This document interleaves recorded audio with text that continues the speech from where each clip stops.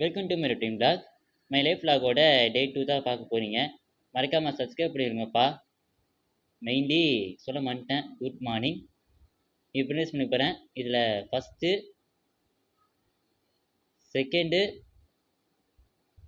மூணாவது நான் வளர்த்துட்ருக்கேன்ப்பா. நாலாவது ஹவுஸ் ஓனரு, மூணாவது நான் வளர்த்துட்ருக்கேன்ப்பா. இன்றைக்கி வரைக்கும் பேர் மணி. சூப்பராக வளர்ந்துட்டுருக்கான். வளரட்டும், நன்றாகவே வளரட்டும்.